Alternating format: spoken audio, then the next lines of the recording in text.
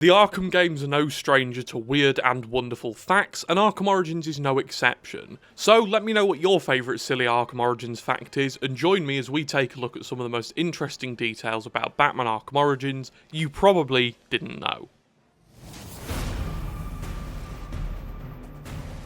One of my favourite video titles ever comes from a video uploaded by my good friend the Atom Smith, and the video was titled "Arkham Origins is just modded Arkham City." Well, he wasn't lying. In any pre-alpha version of WB Montreal's cult classic, if you head right into the character trophy screen, you'll probably find Arkham City's Batman character trophy. But we can go one step further and find that he's also on the Arkham City background with the museum being seen behind him.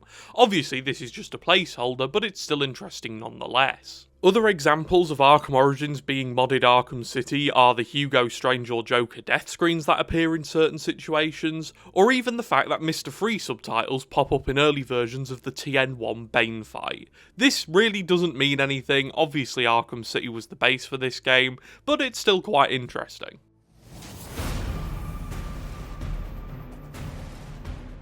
A small detail some of you might have missed out on, but one I've found really cool since I noticed it a few years ago. During the scene where Alfred dies and Batman has to bring him back to life using the shock gloves, at points in the cutscene the subtitles will reveal Bruce Wayne talking to Alfred, not Batman. This is a very subtle detail, but one I think drives home one of Arkham Origins' core themes of the man behind the mask being just as important, but sometimes getting lost behind the hardened vigilante, the Batman.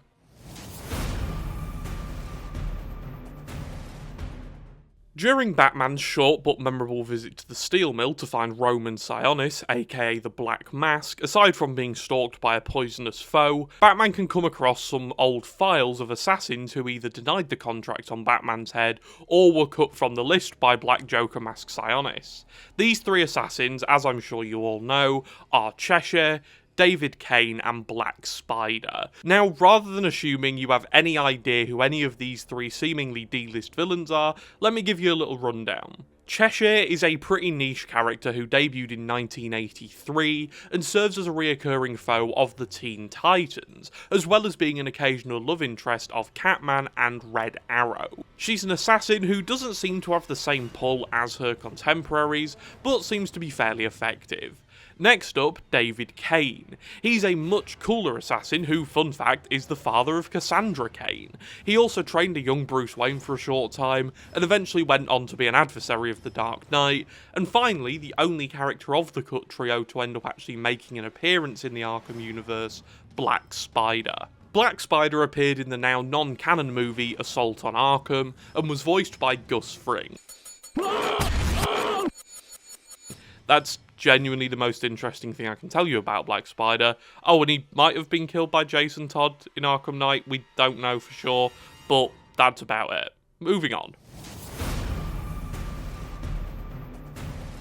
Back to the early development of Arkham Origins, did you know that the shock gloves were originally going to be a selectable gadget, not dissimilar to Nightwing's Shock Blast in Arkham City? We can actually play around with this in the leaked pre-alpha versions of Arkham Origins, specifically the much earlier versions. The gloves would be selectable on the gadget wheel like any other gadget and would be used by pressing the left trigger and right trigger, similar to the Batarang. Interestingly, the gloves had no quickfire feature, making them really hard to use in combat, which is probably why it was changed to the gloves we see in the final build. It's also worth noting the gloves were also available in their chargeable form, but the charge lasted less time, and other than that, they'd need to be selected manually. But for our next group of facts, I've drafted in some help from the Oracle of Arkham Origins Online, Ranger. All of his links will be down below, so without further ado, Ranger, take it away. Thank you, Charles. Well, yes, it is I, Ranger, a guy who is obsessed with Origins Online. So, I brought some fun facts most of you probably didn't know. For example, did you guys know that we were supposed to have a fifth map? In the release version, we only got 4. Blackgate, my personal favorite, Wayne Chemical Plant, Funhouse, and Mother City Robot Factory. This fifth map was simply called Rooftops. It depicted a weapon manufacturing facility where the Joker and Bane gangs tried to break into. Sadly, this map is only available on the 8th of November 2013 builds of the Xbox 360 version. Footage from Resender was able to make it somewhat playable, but the map is completely unfinished. Also, here are some concept art from Andy Porter, who worked on the game. The last fun fact that I brought today is all about the boy wonder, Robin. If any of you ever complained about Robin's gameplay in this game mode, him having the Arkham City moveset of Robin, by not being Team Drake but instead Dick Grayson, who is more well known as Nightwing and also he was the first Robin ever, I'm telling you, the devs wanted to do justice. In the Batman Arkham Origins Collector's Art Book, there is an entry for Robin where, you guessed it, he has Eskrima sticks, the iconic weapons of Nightwing, instead of the staff team uses in City and Night. This indicates that in early development, Robin was supposed to be closer to Arkham City Nightwing, at least in terms of gameplay. Thankfully, the Arkham community's most talented modders were able to update Robin's moveset, making it how the devs originally intended it to be. Check out Charles' video, where we played some games with the Batman Arkham Origins Online Extended Cut mod. Also, join to Charles' Discord so you can try out the mod yourself and play online with us, and maybe check out my video showcasing the mod and some matches that we had not too long ago. Thanks for having me, Charles. At the end of Arkham Origins' big story DLC, Cold Cold Heart, if you stay throughout the credits, you can hear a conversation on the radio between Jack Ryder and Quincy Sharp, the future mayor of Gotham City and warden of Arkham Asylum. This conversation teases the reopening of Arkham Asylum and Sharp's dedication to his future prospects of running for mayor. I'll let that conversation play out now because it's one that I'm sure a lot of you might not have heard. Our next guest, political strategist Dean Snyder, has been following tonight's events since the start, more than 8 hours ago. Dr. Snyder, let's start with you. What's your view? Well, Jack, it's a travesty. The ultimate failing of the justice system. A vigilante cleaning up our streets after countless deaths and bombings? What has happened to our police force? What about James Gordon? He didn't exactly prove himself tonight.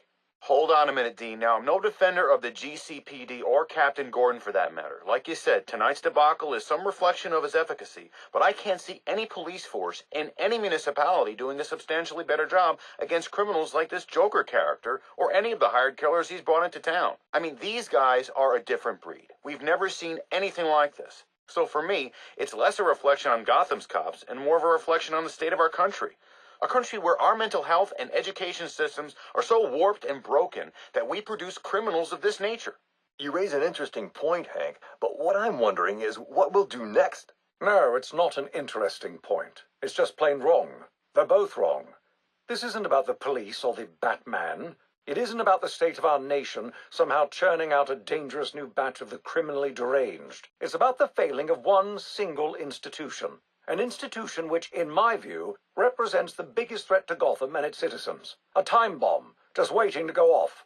If tonight's events have taught us anything, it's that Blackgate is not the place to be housing our city's most dangerous offenders. Not one, but 2 prison breaks in the same night. All of tonight's tragedies would have been avoided if Gotham had a proper treatment facility for its top echelon offenders. A place with impenetrable security, where the most dangerous could be isolated, rehabilitated, and treated for their illness. A place like Arkham Asylum. And after what happened tonight, I promise the good people of Gotham that I will work tirelessly. I will lobby the city council, go to the governor if I have to, do everything in my power to get Arkham Asylum reopened, so we can all sleep a little easier. There you have it. Quincy Sharp placing the blame for tonight's events not on the Batman, not on the Joker, but on Blackgate Prison, and pledging to return Arkham Asylum to full operations. We'll be back with more from Mr. Sharp and our other guests when the Jack Ryder Hour continues after this message.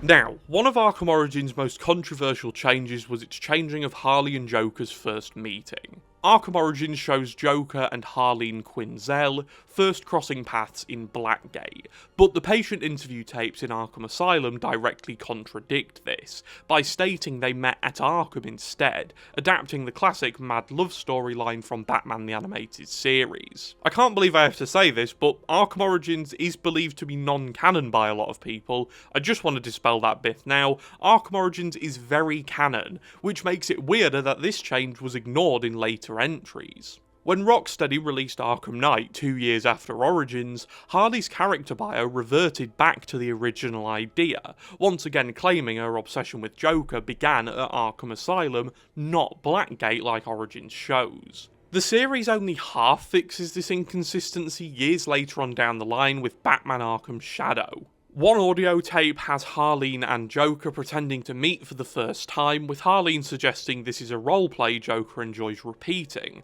which neatly reframes their Arkham Asylum dialogue as part of the act rather than a hard contradiction. Good morning, Jay. Well, hello, nurse. Wait, you're not Dr. Crane. What? Oh, it's me, Dr. Quinzel. What a lovely name. I do believe we've met. Oh, oh, we're doing this again, huh? Okay.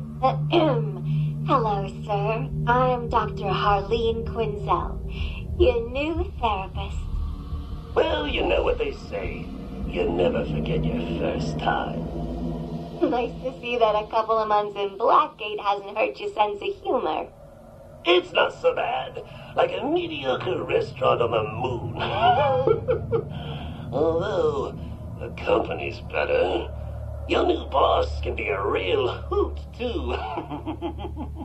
Who, Crane? Sure. If your idea of a good time is seeing how far someone can stuff their head up their own ass. Well, my entertainment options are a little limited down here, Toots. Anyway, you get me today instead, because he's out with a real bad tummy ache. It's a real shame no one bothered to tell him about the meatloaf. Why, Holly, I do believe I may be starting to rub off on you. Or maybe it's the other way around. Which reminds me, I brought another can of that spray cheese you like. Just make sure the guards don't see it. You take such good care of me. Stop, silly. It just doesn't make sense why they keep you locked up down here for so long. It's been months, and you've been on your best behavior. Exactly. It's as if you can't start a riot, kill a bunch of guards, flood a few cell blocks with poison gas, and burn down the old admin building anymore. Well, without being treated like a common criminal. Yeah, well, I never liked that building anyway. So it kind of fixes this, but also not really. Let me know what your headcanon is for the criminal couple's first meeting. Personally, I love the Asylum audio tapes version of the story, but that's just me. Anyway, moving on.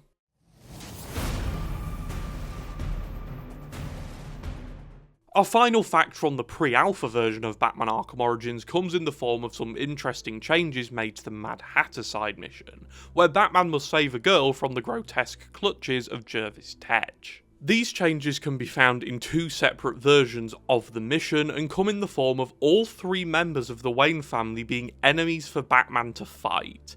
Yes, that's right, in one of the versions of this mission, the player would have to fight off versions of Bruce Wayne as they rush Batman from the mirror dimension.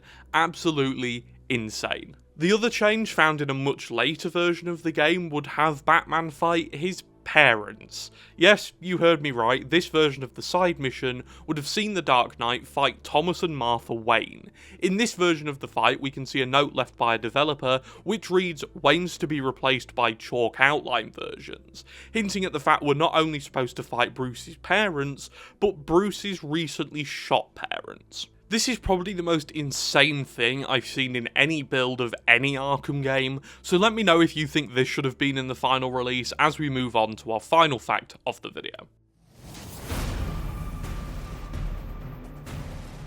This is a fun one for the fellow Arkham Shadow enthusiasts among us. Although he wasn't active during the Christmas Eve riots, a sign-in sheet at Blackgate Prison reveals that Jonathan Crane had made multiple visits to the facility. With context given to us by Shadow, we can deduce he was likely scouting test subjects for his research. What's more unsettling is what happens when we observe the sheet again at the end of the night, and we can see that Crane never actually signed out. We can assume that among the chaos of the riots that night, Crane was grabbing prisoners for his experiments, and he was still somewhere inside Blackgate, forcing them to live through their worst fears. And that brings us to the end of the video. A massive shout out to Ranger for his Arkham Origins Online facts. All of his links will be down below, so go show him some love. He is the GOAT. Thank you all for watching. Hit the subscribe button so we can hit 20k sooner rather than later. Let me know how many of these you knew, and I'll see you next time. Goodbye.